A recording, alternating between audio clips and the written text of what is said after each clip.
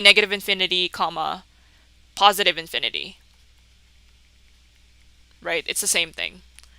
And then for part B, because it's a polynomial function, it's also going to be domain, which is equal to all real numbers, and range is all real numbers.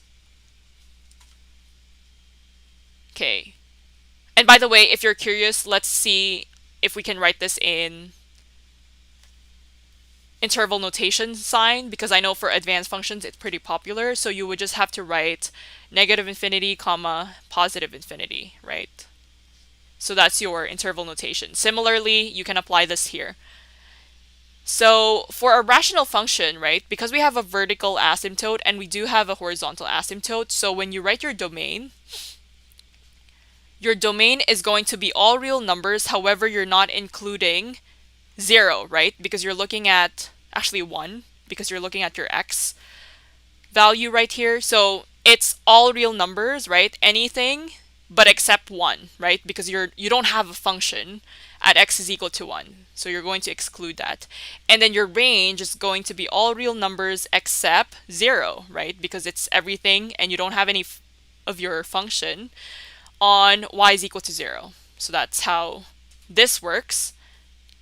Similarly, for part D, it's going to be the same thing as this one. However, your 1 and 0 is going to be different. So domain is, let's see, domain is all reals except your x. So your x here in this case would be negative 1/2. And then your range is going to be all real numbers except 5/2. Because your 5/2 is your y, which is your horizontal asymptote. Okay. Now, for this thing, right, your domain is going to be all reals. And then your range is going to be, okay, so because if you look at your function, right, it's not going to be all reals anymore. If you look at your function, your horizontal asymptote is basically at -1, right? So you're only seeing your function if it's at -1, right? And then basically it's anything that is above that, right? Okay, so let me rephrase that. You're not seeing your function at -1, but you're seeing your function above -1. So that means you're not including -1. So this is not a square bracket.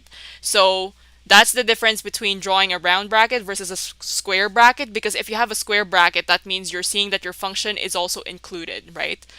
But your function is not included,